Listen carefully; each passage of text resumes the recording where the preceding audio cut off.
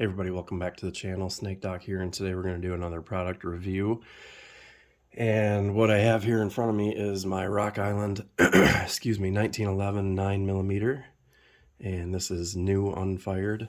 I have some grease and stuff I have to clean off of here. A lot of this right here is what was underneath the safety, the packing grease and stuff that they use. These come from the Philippines. Another thing that you'll notice here is that I have some flathead grip screws.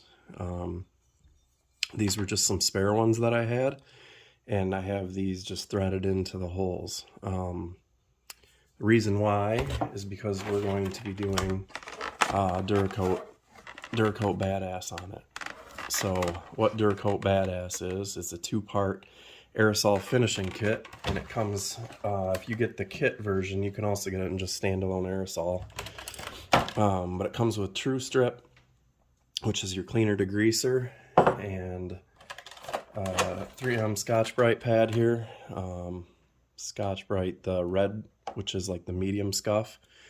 And what you do is you just prep your part that you're gonna paint or change the color of, and you just scuff it up so it has some rough surface to adhere to, and then you clean it extremely well.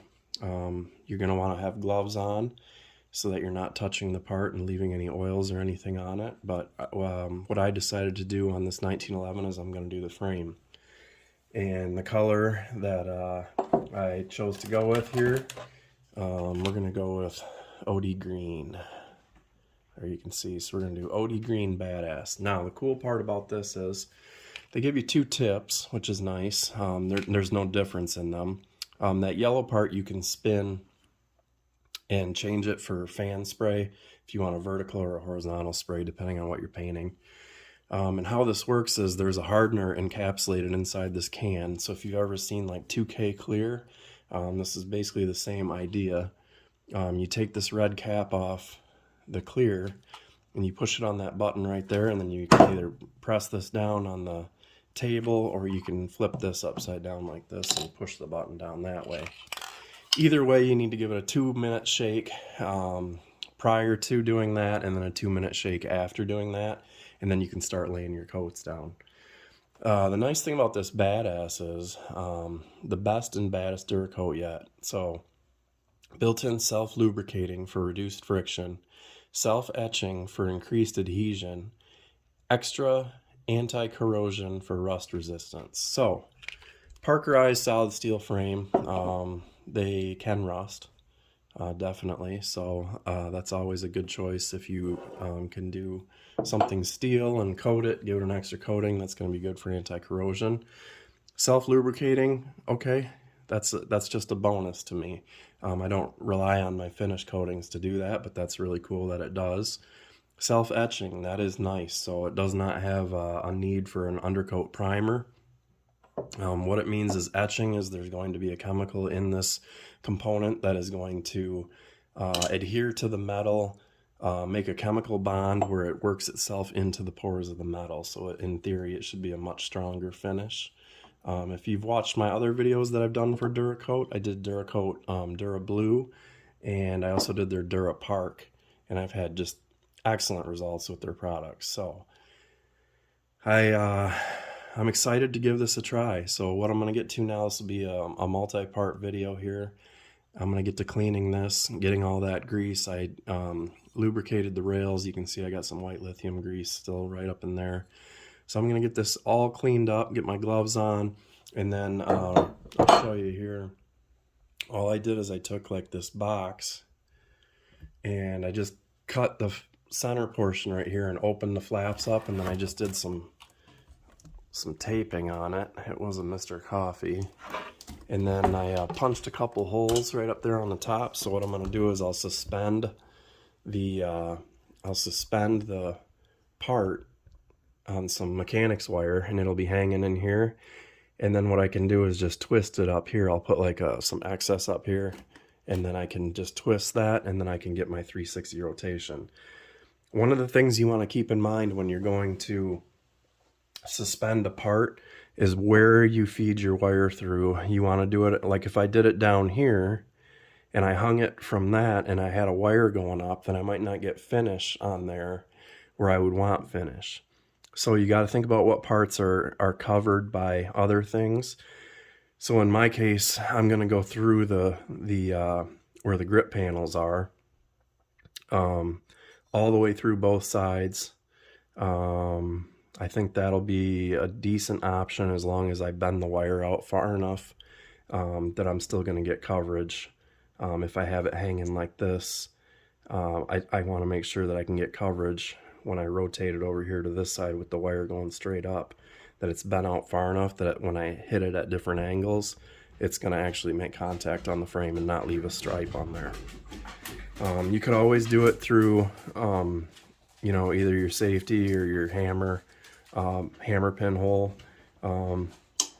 Actually, you could do it through, actually what I might do then is just through the disconnector hole. So the disconnector hole is right there. I could just run my wire down and come up through there, and then that would give me 360, and I wouldn't have to worry about it blocking anything. So I'll decide that when I'm ready to start laying coats down. You just want to make sure that it's going to fit in there and that you can do a full 360 rotation without it bashing the sides. You don't want to screw up your paint. So stay tuned, and I'll be back when I'm ready to get on to the next segment of this. Okay, so here we are on the bench, and I'm just using everything that's included, as well as some 100% acetone. And all I did with the acetone was just wipe the grease down off the rails with an old t-shirt. So all I'm doing with this, pretty much got it done. I'm just lightly going over it. This is parkerized, so you can see it doesn't take much to knock the parkerizing down. All you're trying to do is take any sheen off of it so that it has something to adhere to. You don't have to worry about doing any kind of pattern. You know, you can just do it in straight lines like I am right here. You know, you can just wipe your trigger guard like this with it. Make sure you get that front strap done. All the parts that you're going to want to hit with paint and the DuraCoat, and you want it to stick. Inside your trigger guard, just take your Scotch-Brite in there and just give it like a 360 wipe. And I can feel some of the Scotch-Brite like breaking down and staying on the frame. So that's our next step. We're just going to hit it with that True Strip. So I am, make sure when you get to your plunger tube that you get both all surfaces of that. You can, you know, wrap around it with your Scotch-Brite. You can hit your screw heads if you decide to paint those. Like I said, these are not going to be what's going to be reinstalled, but I'm just going to do it so I don't mess up my threads. I don't worry so much about getting down in here because I'm not worried about how that's getting coated. I do want to do the tops of the frame rails though, because I am going to be getting those. And you can see here where there's already some wear of the high spot just from working the action on the gun. So I'm just going to hit all these little areas here. Your ejector, it's okay if you get your ejector. You want to get the back side right here of your frame. So again, you just kind of wipe down on it, scuff it, and you can see I've already broken through the parkerizing right here. No big thing. It's all going to get coated. So I'm pretty happy with that as far as prep. You can see it's really knocked down the sheen on it. Not that parkerizing has much of a sheen, but you can definitely tell that this has been prepped. So now your True Strip is aerosol as well. It is not a liquid like, you know, acetone that you can just wipe it down. I've done both, but we're just going to hose it down. Here's the instructions, by the way. So it shows 2 minutes of shaking the DuraCoat. There's where it talks about the nozzle pattern. I am going to want it on the vertical because I'm going to be spraying this way on a hanging part. Push the red button in, release the, this is the can within the can technology right here. And then you press it down, give it another 2 minute shake, keep a 10-inch distance when you're spraying. Can be applied over existing bluing, parkerizing, and anodizing. You can even use it on bare metal. So there you go. So I am going to get set up here so I don't make a mess on this bench. Probably put this over top of a catch bin and start hitting it with this True Strip. and then I'll get the part hung up, and I will come back and I will start showing you how coat's going applied. Okay, so here you can see how the true strip flashes off, and it kind of leaves it like chalky. It doesn't flash off as fast as, say, like acetone or your denatured alcohol. So all I do is hose it down real good with that aerosol true strip, and then just take a non-lint shop towel and just wipe down any spots that look like they're staying wet, because if they're staying wet, I think they're reacting with something. So I think I've got it prepped pretty good here. You can see it's kind of chalky looking, and then I got it hung up through the disconnector hole, and I can spin it. So if I spin it this way, I should be able to spin it without it smacking into the sides and messing up my DuraCoat job. So what I'm going to do next is I'm going to get my can taken apart and get my activator going. I got to do a 2-minute shake, then the activator, and then 2 more minutes, and then I'll start laying down coats, and I'll be back for that. Okay, so we are shaken up, we are activated, and we are ready to spray. So right now I'm just doing a test pattern on a piece of cardboard here to see, make sure I'm hitting vertical, and I am. So if that is front tip looks like that, it's going to throw that vertical pattern. So what I'm going to do is I'll move in here on the frame. I've got my respirator here. I'm going to put that on and move around my glasses. Sorry if you can't hear me. And I won't intentionally bump the camera, but I think I'm going to move you out of the way like this. You always want good lighting, so I have a shop light right here.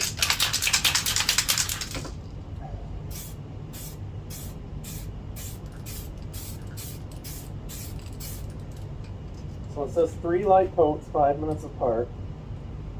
I'm just going to carefully spin this.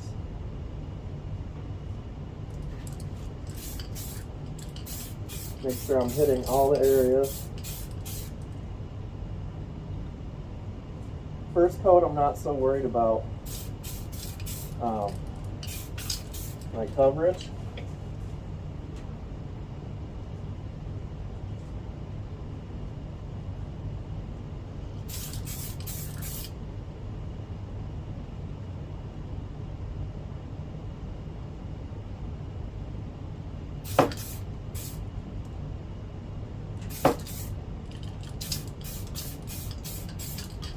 Okay, so I'm just going to leave that one like that. We got 5 minutes.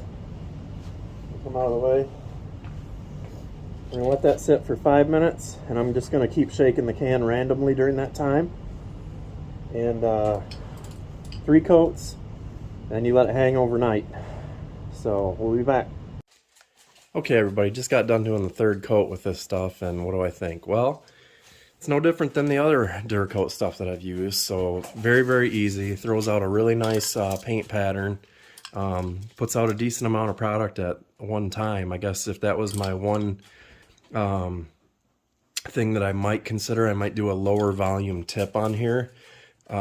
Something more similar to like what DupliColor has on like their, what do you call it? Engine enamel. I've used DupliColor engine enamel on a few things, and I really like the tips they have on that. But, you know, this one was fine for what it was. I didn't have a ton of overspray anywhere. So what I'm going to do, I got the frame hanging up now, 3 coats on that.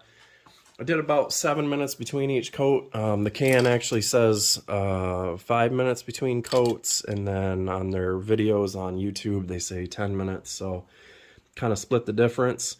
It says hang your parts to dry overnight, reassembly, and light use can be done the next day. Once fully cured, your parts will be resistant to scratches, chips, solvents, and cleaners. This also says that once mixed, this can is usable for up to 4 weeks depending on the environmental conditions.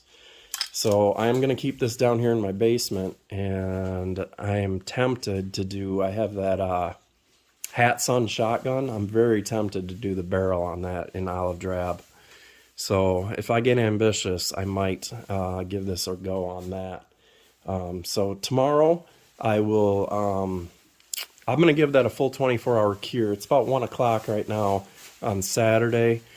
we'll check it out tomorrow afternoon and see how it looks, and we'll see if I want to assemble it on Sunday or Monday. So I will make this video all one part, and I'll let you know what I chose to do. So stay tuned for that. Thanks. Hey everybody, okay, here we go. 2 p.m. on Sunday. I decided to throw it back together, and let's take a look at it. I think it looks pretty darn awesome. You can see there's a little bit of sheen to this one. It's not ultra flat.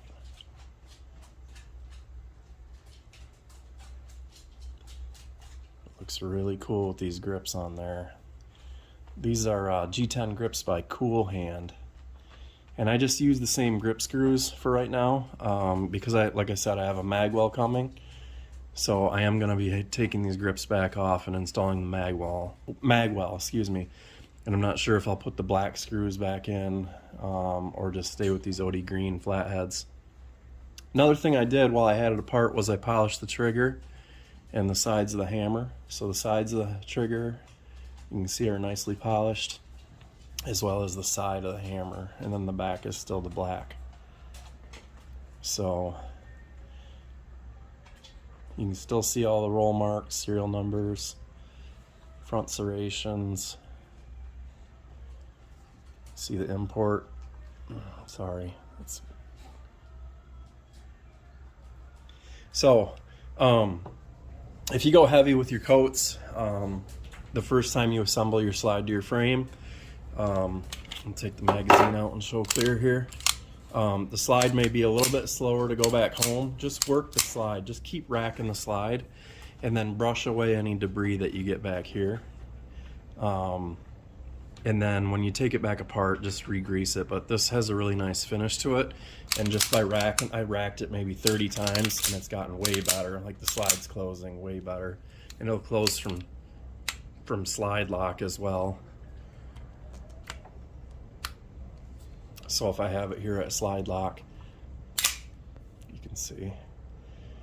So and then also when you're putting your pins in, if your pins knock out any of the coating, just brush it off with your finger. But again, I'm probably not going to shoot this for a couple weeks. I'm going to let it cure probably at least 14 days before I put any rounds through it. So why don't we take a look at their product again real quick.